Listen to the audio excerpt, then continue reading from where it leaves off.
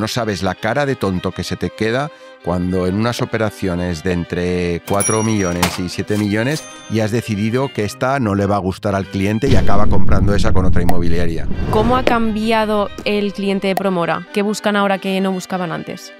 Cuando yo empecé, las casas que había en La Moraleja eran casas, digamos, que ahora mismo...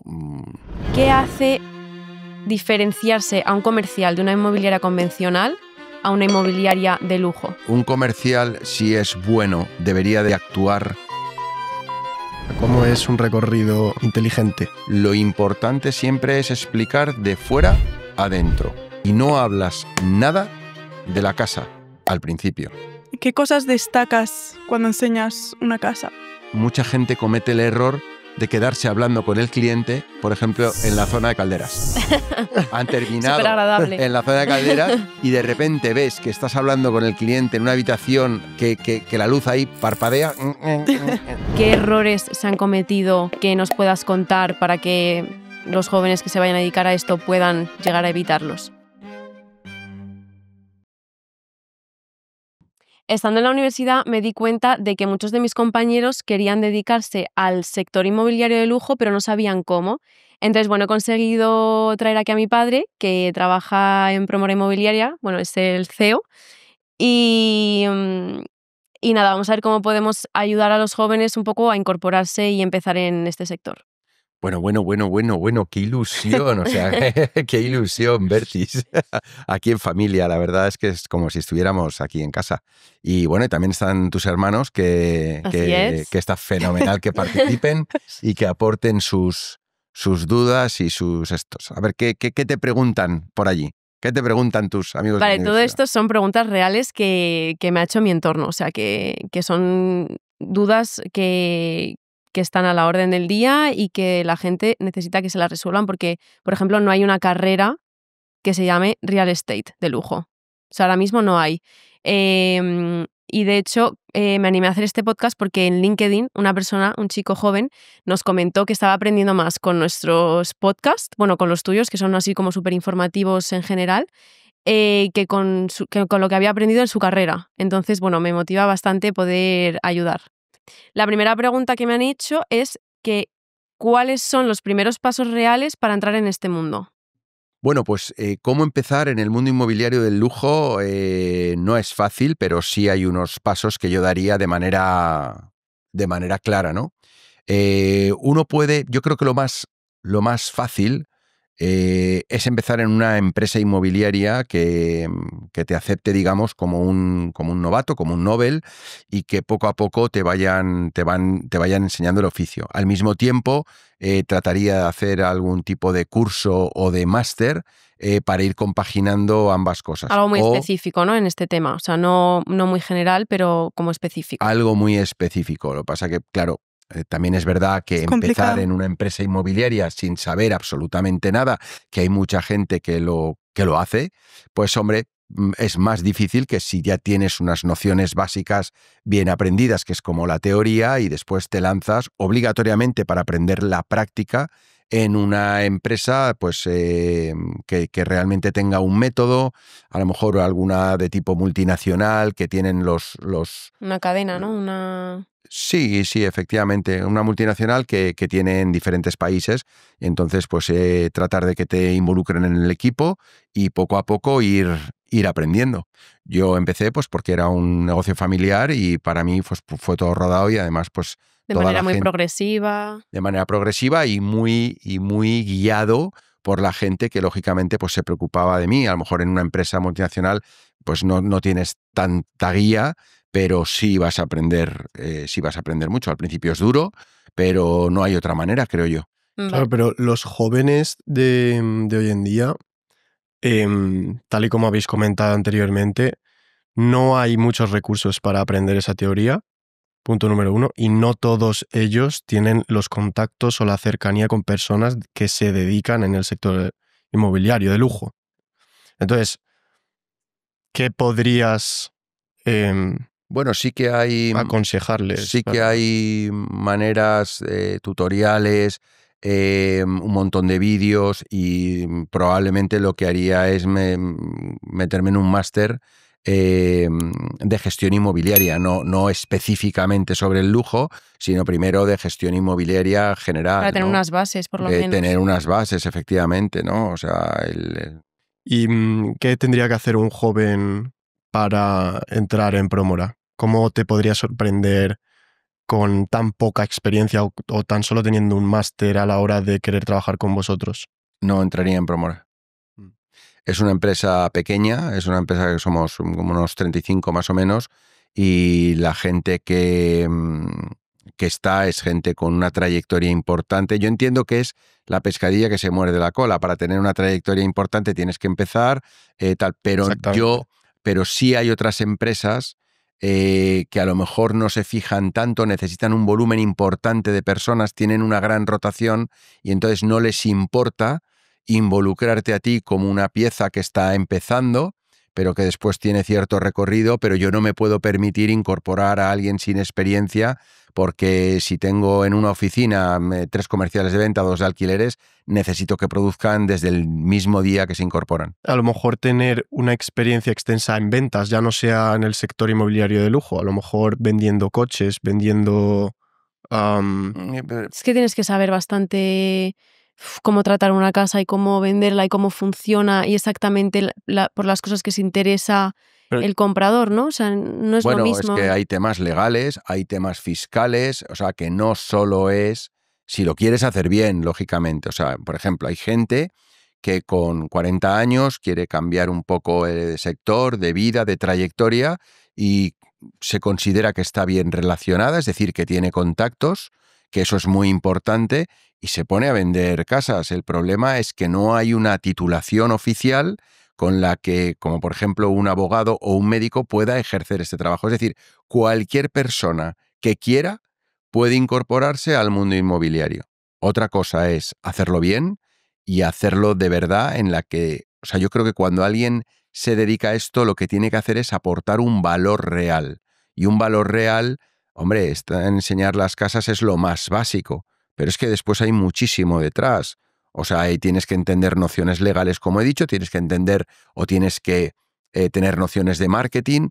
Aparte tienes que ser un buen vendedor, que es un vendedor para mí muy determinado, muy alejado de lo que puede ser el típico concepto de vendedor dicharachero, sino un vendedor más empático, que escucha. Bueno, a lo mejor hablamos ahora de eso, pero claro que en definitiva que para involucrarte yo demostraría mucho interés. Después me metería en algún tipo de curso de formación inmobiliaria, que las hay, y sin duda trataría de meterme en alguna empresa que no sea tan relevante el hecho de la experiencia o su estructura pueda permitir que tú entres desde abajo.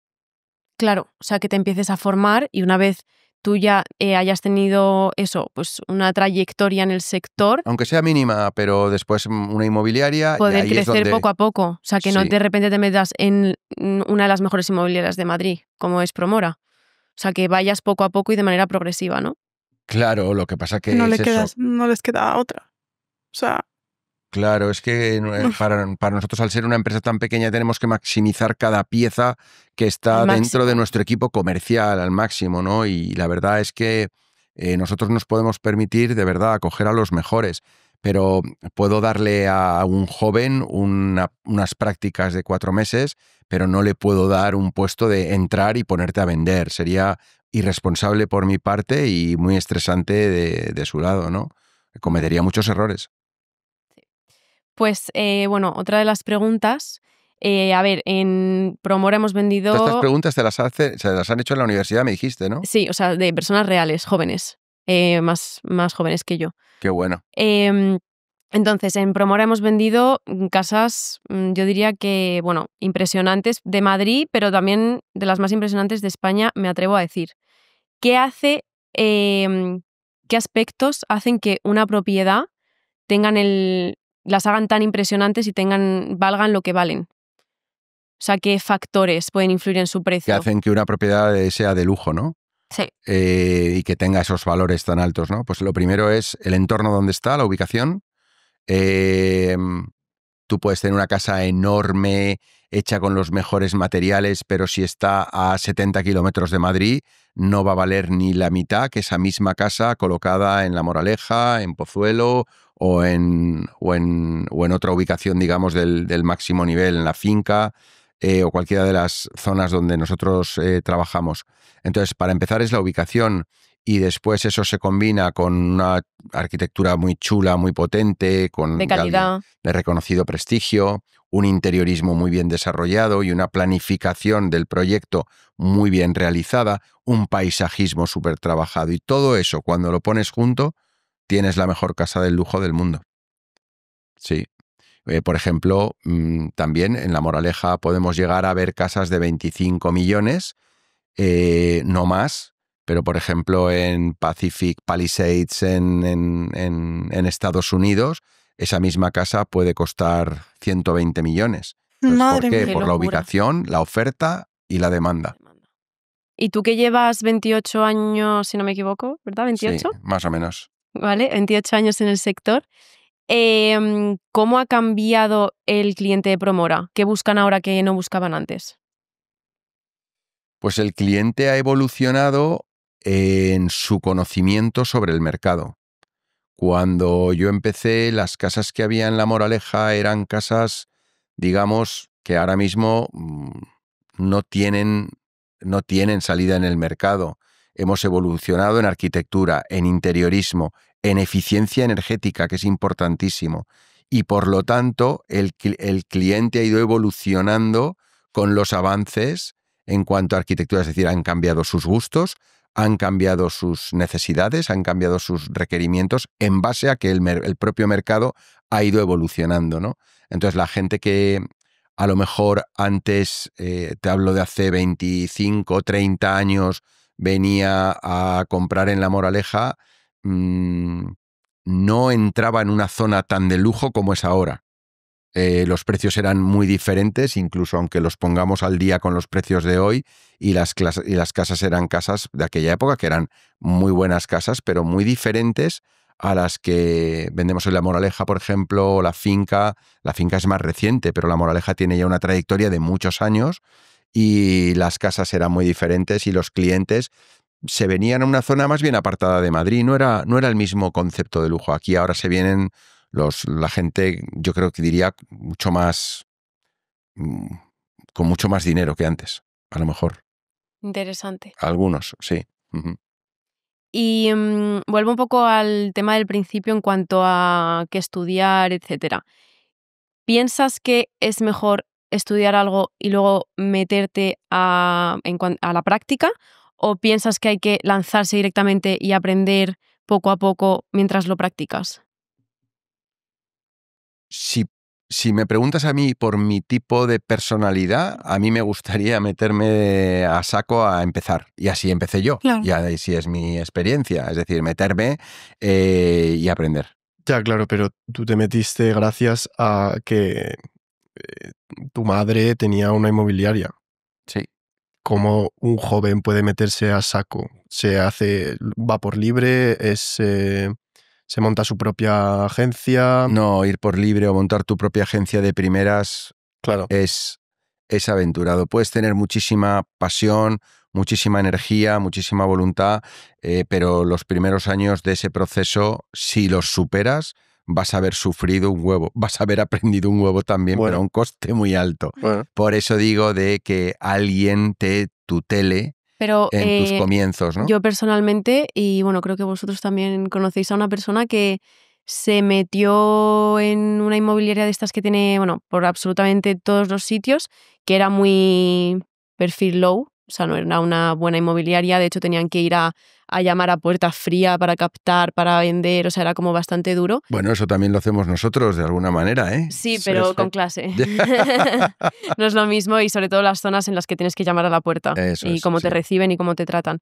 Entonces, esta persona no tenía nada de experiencia y entró en esta inmobiliaria que no era de lujo, pero que sí que le permitió o tuvo la oportunidad de aprender en cuanto a eso. Es que ese es un buen punto. Es decir, que aprendes a lo mejor en una inmobiliaria que te paga menos, que tal, pero te aceptan Es tu duro. inexperiencia. Ese tipo de trabajo de llamar, puerta fría, cold calling, todo esto, Es verdad que lo puedes hacer desde el principio y eso puede ser el primer paso. Después vas a una agencia un poquito mejor y más profesional y acabas efectivamente, si eres bueno, pues accediendo a las mejores inmobiliarias. La Promora efectivamente. Inmobiliaria, por ejemplo. Sí, claro que sí.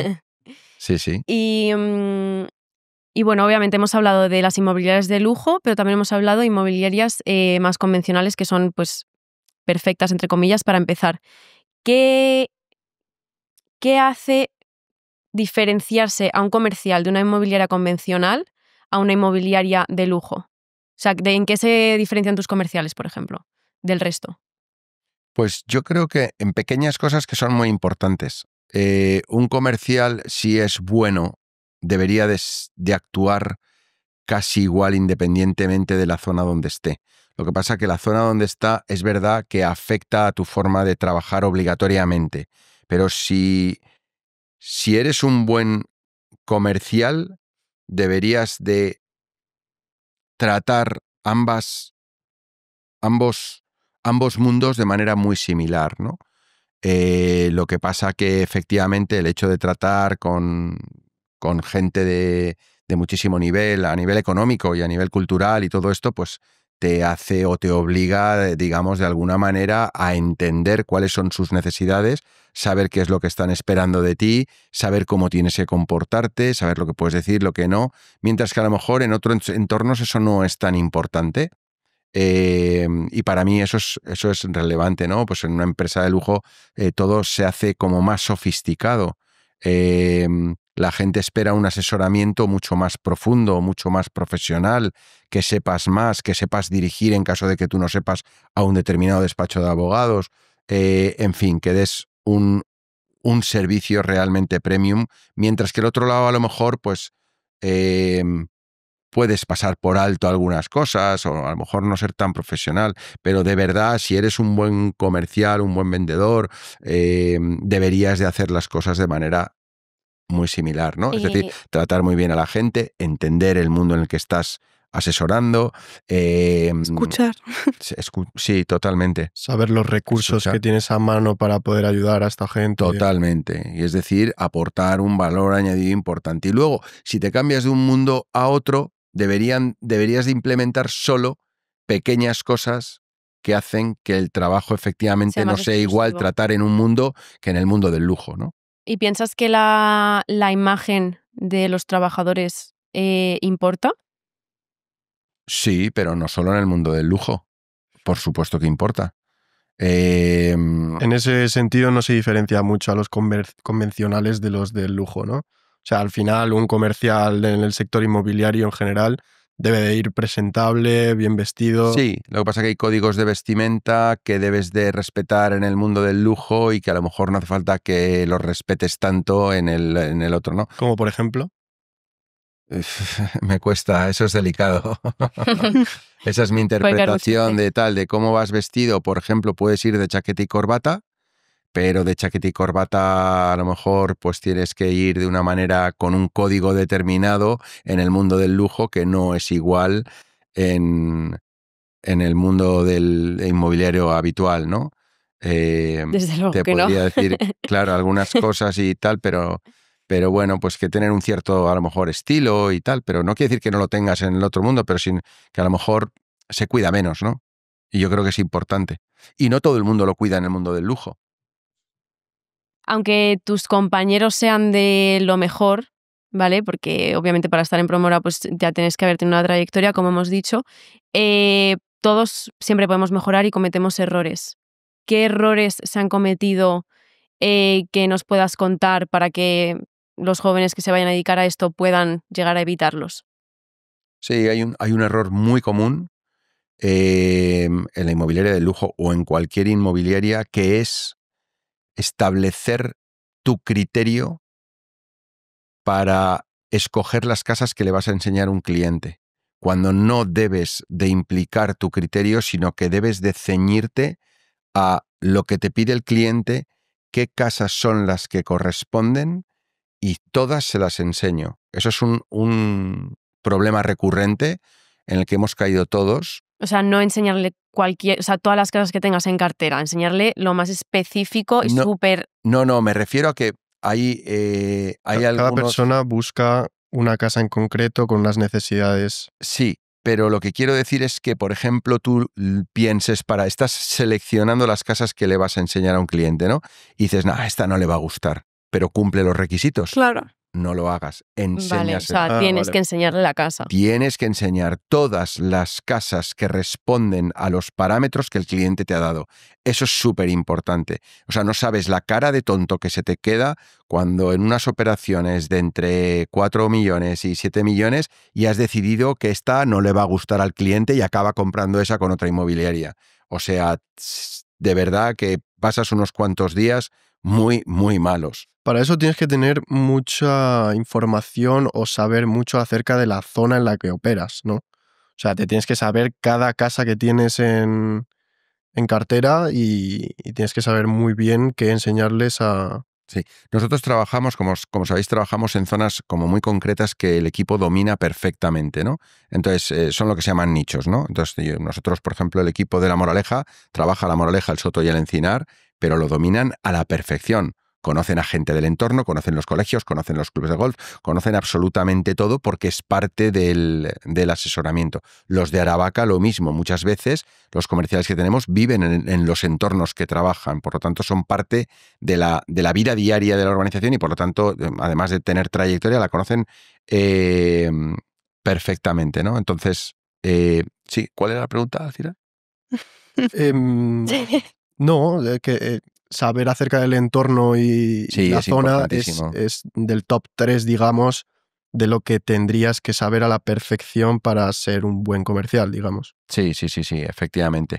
Yo recuerdo que hubo un momento, porque yo he pasado, digamos, por todas las fases que no son muchas, porque entras obligatoriamente como comercial, después pues puedes ser director y después... Bueno, captador también, ¿no? O captador, propietario de la empresa, efectivamente.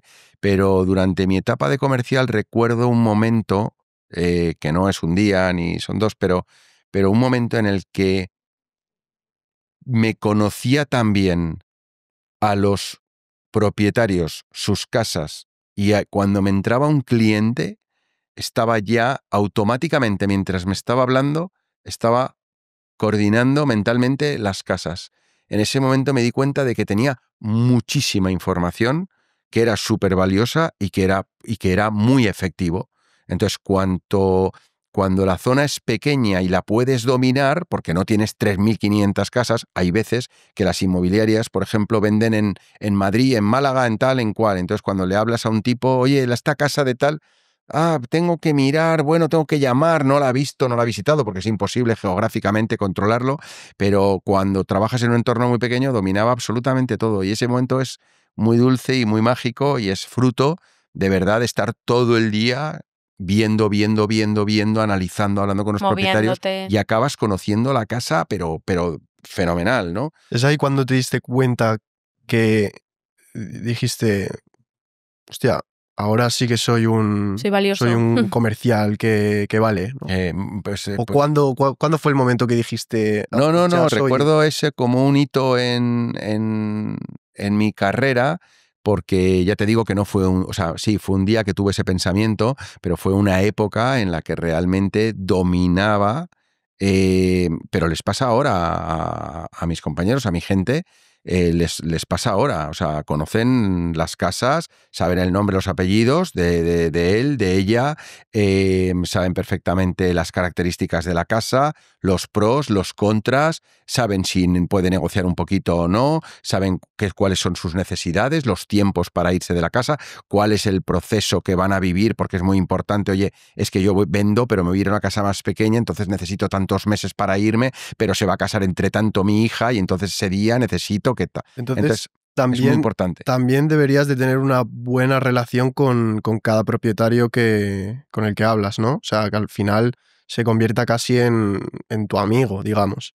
La información en este negocio y en muchos otros es poder, pero de verdad es poder real.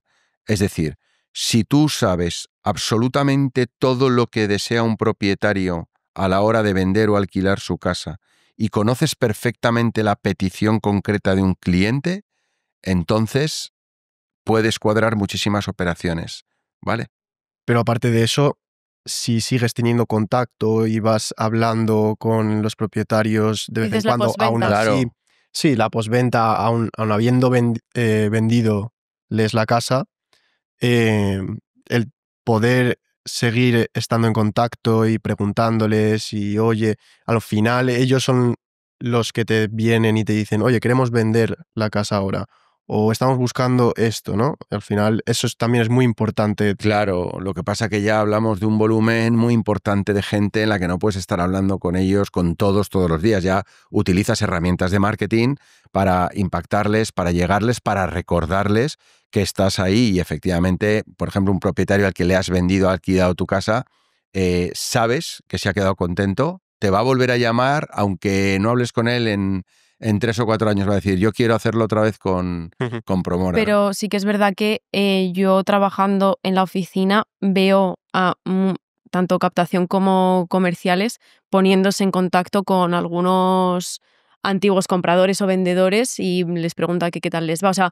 muy de vez en cuando, a lo mejor una vez cada 3 meses se les vuelve a contactar, ¿sabes? Bueno, no es como tú dices todos los días porque hay muchos clientes, pero sí que es verdad que de alguna manera se les hace un seguimiento. No, es que eso es importantísimo y es buenísimo y te aporta muchísimo. Es decir, de cada 10 llamadas a propietarios que fueron propietarios, que vendieron o no con nosotros la casa, si tú estás haciendo llamadas constantemente, si no es el que vende, es un amigo, es un tal. Claro. Por lo tanto, esas llamadas valen oro y acaban sacando, y lo reconocen, o sea, cuando, venga, vamos a hacer llamadas a antiguos clientes, a tal, no sé qué, no sé cuántos, acabas sacando negocio. Es muy, muy interesante. ¿Cada cuánto tiempo? Porque a lo mejor, obviamente cada día pues no, o cada semana tampoco. Al mes ya no lo sé, pero ¿cada cuánto tiempo está bien volverles a contactar para no estresarles o no agobiarles y también seguir con ese contacto de manera más efectiva? Pues hay un plan, Bastante, ¿no? pero por ejemplo, si es un propietario que está vendiendo ahora su casa y está teniendo muchas visitas, no hace falta llamarle de manera ni semanal ni mensual porque estás tratando con él cada día. Entonces tiene input cada día, sabe quién ha estado, quién ha ido, le llama un comercial, cómo ha ido la visita y por lo tanto ese propietario que está en activo y con cierto movimiento, pues no necesita estar tan bien atendido como puede ser un propietario que su casa está en un sobreprecio y no está recibiendo visitas. Debes de llamarle una vez al mes. Y luego clientes que han sido clientes pero que digamos no tienen una casa a la venta, yo creo que deben de ser llamados muy de vez en cuando o por algo muy concreto, pero sí están en una lista y base de datos donde reciben los emails, si quieren, donde reciben los emails, las actualizaciones, las novedades, algunas casas si están metidos en la base de datos y entonces pues depende, pero todos los propietarios tienen que ser contactados al menos una vez al mes, al menos. Sí, porque hay algunos que no les interesa que les contactes tan a menudo. No, claro, es que cada uno oye, no me llames tanto. Claro. Pues lo apuntas y pones, oye, en vez de llamarle una vez al mes, le voy a llamar cada X Y hay tiempo. otros que les gusta que cada visita le describas cómo ha ido, que quiénes son, qué les ha gustado. Claro, de todo hay y tienes que adaptarte un poco, pero sí hay unos protocolos que marcan cada cuánto le llamas o cada cuánto le impactas, sí. Vale, entendido. Y papá, cambiando un poco de tema, dentro de lo mismo, ¿qué cosas destacas cuando enseñas una casa?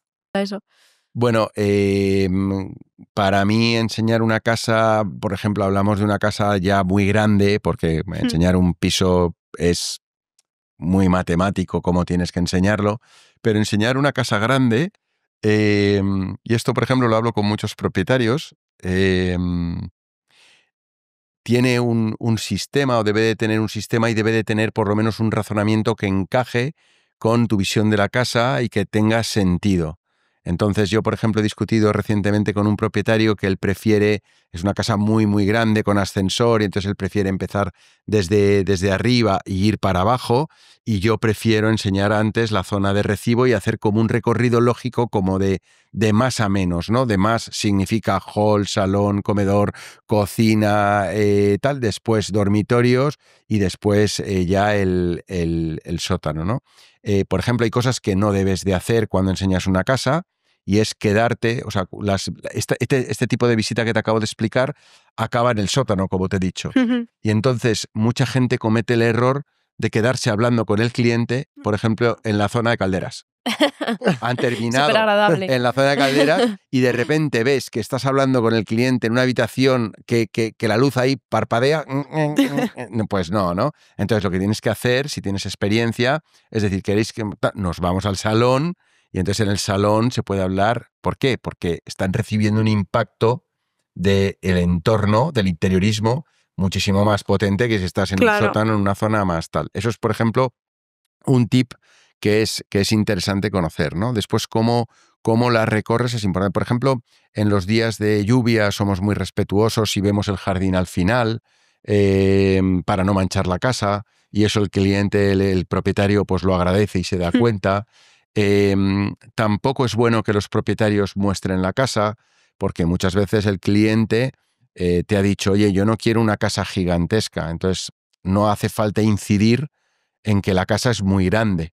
Todo lo contrario, y el propietario se apresura a decir, fíjate qué grande. Bueno, pues en esta ocasión, específicamente en una casa de mucho tamaño, de mucho precio, pues a lo mejor no era en lo que había que incidir. Por lo tanto, si conoces de nuevo la petición real de lo que quiere la persona, no le hablarás de grande si lo que te ha dicho es que no quiere una casa descomunal, ¿no? Le dirás que es una casa equilibrada, fácil de manejar, que es muy fácil de vivir, pero no le incidirás en que fíjate qué grande es todo, porque no. Que ese es otro tema, que también hay muchas personas que no valoran el trabajo inmobiliario, o sea, que llevan pues, los comerciales detrás. Por ejemplo, hay personas que a lo mejor cuelgan su casa en algún portal inmobiliario y no se vende en meses y meses y meses, ¿no? Porque ellos se piensan que vender una casa es simplemente ponerla en un portal inmobiliario y chao.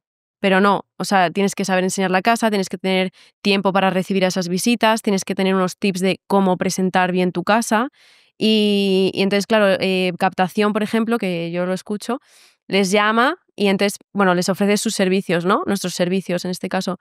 Y los posibles vendedores pues dicen que no, que tal vez pues que todo se vende, que ellos pueden, que tal. Y luego les contacta después de una semana o dos y están hasta arriba de visitas que no pueden atender todas, que han tenido súper pocas.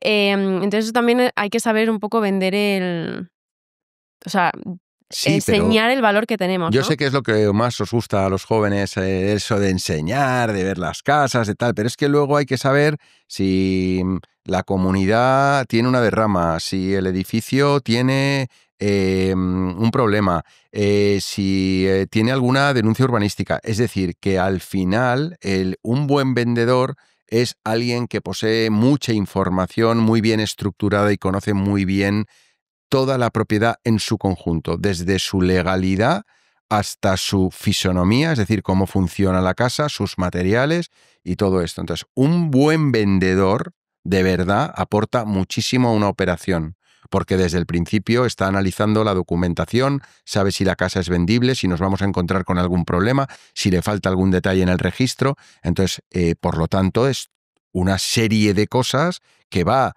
desde lo que más os gusta. No, si no es lo que más nos gusta, pero al final tienes que, o sea, no es lo mismo que te presente un comercial en la casa y que te diga buenos días, esta es la casa, esta es la cocina, a que realmente te dé unos detalles súper extensos de todo lo que tú dices con su conocimiento, claro, y que muestre que realmente sabe. O sea, el propietario de una gran casa en la primera visita se enrolla demasiado, quiere explicarlo todo, todos los detalles, y no, la primera visita en una casa de lujo es una visita de impacto. Claro. En el primer minuto y medio, el propietario ya ha decidido si esa casa le encaja.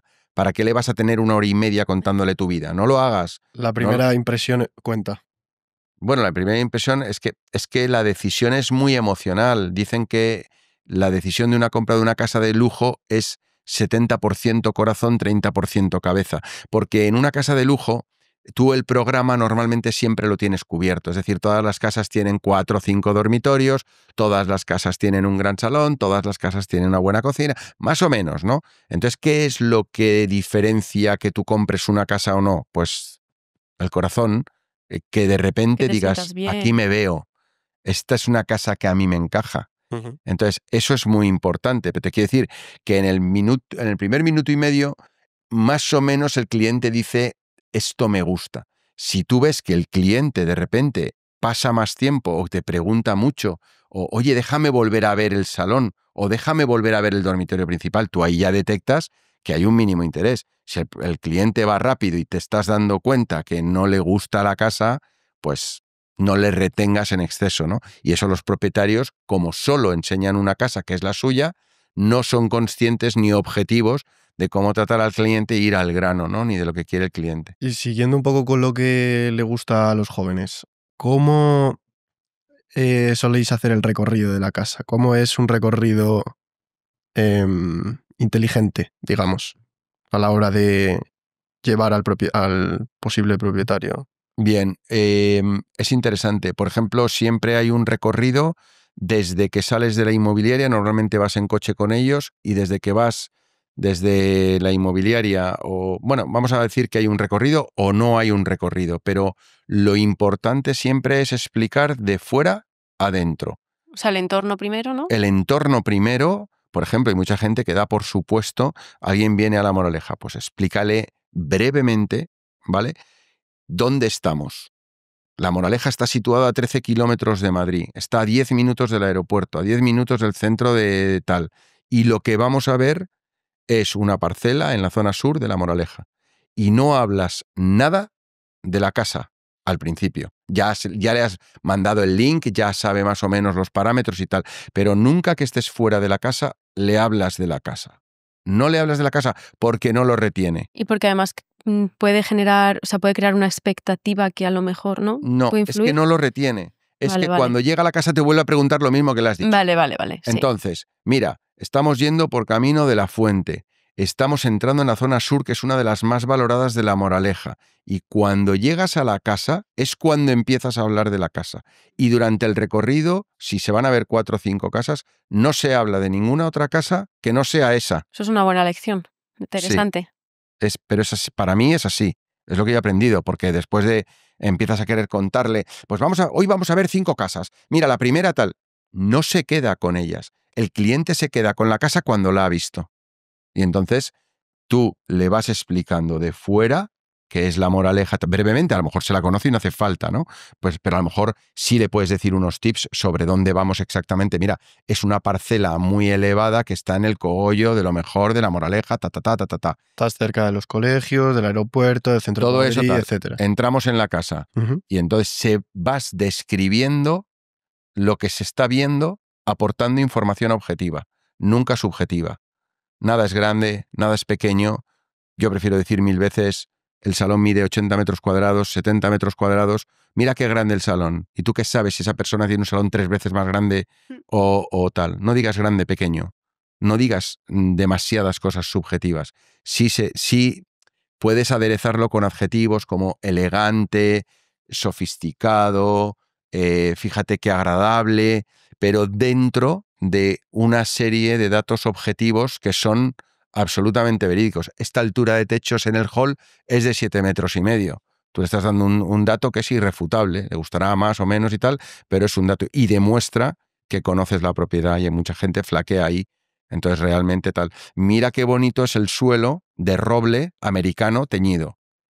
Pues es que roble americano teñido, el roble es un elemento caro que denota lujo y tal, y además demuestra que tú sabes lo que más o menos lo que estás vendiendo, ¿no? Eso es importante. Tampoco es, perdón, no es dar tu opinión, porque a lo mejor tu opinión pues puede ser muy diferente a la de la persona con la que estás viendo la casa, sino que apoyes esa opinión, digamos, ¿no? Con datos y información objetiva. Te ganas la confianza del cliente con el conocimiento, no con la opinión. Y entonces, cuando te has ganado la confianza del cliente porque ve que eres una persona preparada, entonces, si te pide tu opinión, se la das. Y se la das de una manera razonable y equilibrada. A los clientes, más que darles una opinión, hay que darle datos. Oye, ¿qué casa prefieres, esta o esta? Es una pregunta un poco trampa en la que a lo mejor mucha gente se aventura. Yo, sin duda, esta. Bueno, pues no. Yo diría, esta para mí tiene esto, tiene más metros, la parcela está más en alto, tiene mejores vistas, o me parece que tiene mejores vistas, y esta, en cambio, tiene esta y tiene esta. La relación calidad-precio me puede parecer más razonable en esta, pero ya es un tema muy subjetivo que tienes que decidir tú, porque el que está comprando es él. Vale, Hablar poco en las visitas, guardar una distancia razonable, y son ellos los que imponen más o menos el ritmo y más o menos son los que ellos preguntan. Y tú vas dando datos puntuales que no avasallen, concretos sobre la casa. Eso es lo que te aporta confianza del cliente, que es una persona que sabe estar y que tiene la información que necesita. No le cuentes milongas ni películas. Mira qué bonito. Bueno, bonito para ti. Claro. Pero y siguiendo con el recorrido, que no me has Vale. respondido en detalle. O sea, entras, vas Sí. por el salón, vas a la cocina. Yo entraría vas hall de entrada, la zona de recibo, que es salón y comedor, ¿vale? Hablaría de la relación de la casa en esa parte, en la zona de recibo. La relación con el jardín es muy importante. Hablamos de casas independientes, no estamos hablando de pisos de lujo en Madrid, ¿Porche? que es más ¿Te refieres a estándar. porche? ¿Terraza? Sí, para mí la relación del interior de la casa con el jardín es muy importante, porque estás dentro de la casa y hoy en día todos es vanos acristalados, grandes ventanales, y lo que ves desde dentro es parte del interior. Por lo tanto, ahí en el salón y el comedor sí hablaría de la posible relación con el porche y con la zona exterior. Cocina, aseo de invitados, probablemente terminaría esa planta. Pueden haber más cosas, pero básicamente ese es el resumen. Subiríamos normalmente a la planta de arriba, donde veríamos los dormitorios. Tal vez hay una guardilla, pues se ve, y después se acaba en el sótano, donde suele haber el ocio, el servicio, el garaje y todo eso. Y yo lo haría así. Ese es el estándar, pero acepto, y esto no es obligado que sea así. Se puede configurar de otras maneras, por ejemplo, cuando esperas que el efecto wow llegue al final de la visita. Entonces enseñas lo más potente al final. ¿Cómo decides que el efecto wow debe de ir al principio o al final? No, eso ya es una cuestión muy personal y no cambia el resultado de la operación. Pero, por ejemplo, hay mucha gente que, conociendo muy bien al cliente, pondría a lo mejor una casa antes que otra porque quiere enseñarla mejor al final o la mejor al principio. Depende de la estrategia. Y todo eso son cosas que hay que pensar, pero yo sinceramente no les doy tanto valor. Pero si, por ejemplo, tienes 4 casas, pues a lo mejor la mejor enseñarla al final es bueno. Va a generar más impacto, más alegría, más tal, ¿no? Entonces, ya Yo te digo que tengo dispara. una pregunta así un poco más jugosa. ¿Tenéis propiedades off-market? O sea, que no estén en el mercado aparentemente, que sean solo para clientes ultra exclusivos. Sí, tenemos algunas propiedades, no muchas en estos momentos, pero tenemos algunas propiedades que el propietario prefiere no mostrarlas y que nosotros tratamos con muchísima discreción. Vale. A lo mejor la tenemos en la web en un enlace oculto que solo se lo lanzamos a un cliente concreto. Ese cliente además no suele tener mucha prisa por vender y nos dice, oye, mira, yo estoy en el mercado si no me molestas mucho y si viene de Mucho más gente muy discreto. muy concreta y muy Vale. singular, que haya analizado muy bien la propiedad, ¿no? Pero en algún otro podcast dijiste que esto puede acarrear alguna desventaja, ¿no? Bueno, si El tiempo, ¿no? realmente quieres vender una propiedad de manera ágil Claro. y razonable, es mucho mejor tener una estrategia de marketing y poder mostrarla. Pero que existen, lo que dice Puki de off-market, sí que lo hay. Pero efectivamente puede ser un proceso más lento. También porque el mismo cliente no le importa. No le importa tenerla en el mercado durante mucho Efectivamente. tiempo. Entonces, hay gente que dice, oye, si me pagan esto, y te llega el cliente, que son casas muy especiales, muy singulares, y de vez en cuando, pues, oye, mira, tengo esta casa en concreto que, aunque está un poquito más alta de precio, merece la pena ver. Y de repente en el mercado no hay otra igual, no sé qué, no sé cuántos, y entonces el off-market funciona. ¿Y por qué quieren esa discreción? Bueno, hay gente muy, muy importante que, por ejemplo, sus conocidos, sus clientes, sus amigos han pasado por su casa y por determinados motivos y por privacidad no quiere que nadie se entere que su casa está a la venta. Vale. Por ejemplo, O sea, eso es una posibilidad. A veces, por ejemplo, hay pinturas muy caras o la gente que tiene mucho dinero a veces es tremendamente celosa de su privacidad Cuidadosa y también. lo guarda como sí, Pero normal. cuidadosa y todo esto, sí. Vale. ¿Y cómo ha afectado la tecnología en la forma de trabajar de Promora, por ejemplo? O de las inmobiliarias en general, del sector. Bueno, pues desde que yo empecé en el año 98, muchísimo, ¿no? Antes no había internet. O sea, las casas no se enseñaban. Tenía que entrar físicamente la persona en la oficina, preguntar, decir y confiar en que lo que le van a enseñar más o menos encajaba con lo que quería. Por lo tanto, el mercado era muchísimo más opaco. Ahora sabes comparar, tener y tal. Y, o sea, Internet lo ha cambiado todo. Todo lo que ha cambiado Internet y el teléfono móvil, ¿no? O sea, estás en la comunicación con los clientes y el mercado, la tecnología ha acelerado el mercado de una manera brutal, ¿no? Antes tenías que llegar a la oficina, pedir cita, ir a ver casas, después cuando volvemos a quedar, pues volver, todo esto, no había email, era todo por Proceso teléfono. mucho más largo y extenso. Mucho más largo y extenso, y ahora mismo tenemos que ser hiper rápidos en la atención al cliente, es algo fundamental. Y todo eso ha sido debido a la tecnología. Ahora también es como gracias a eso se filtra mucho mejor a los clientes, ¿no? Porque al tener una página web donde pueden ver las casas que les interesa y tal, a lo mejor no tienen que venir como antes hacían y ver las casas que se les proponía, sino que ahora pueden verlas y decidir, vale, voy para allá o no voy para allá, se filtra más o... Claro, ¿Puedo o sea, responder? sí. Que haciendo el marketing y los anuncios y tal para la venta de las propiedades, puedes llegar a filtrar, pero es muy complicado porque la gente le da igual. O sea, todos los filtros que tú pongas te pueden incluso... Pero hablas de los anuncios. Sí, de los anuncios, sí. O sea, del tema de la tecnología, en ese sentido. Sí, de los Que es anuncios. la jefa de marketing.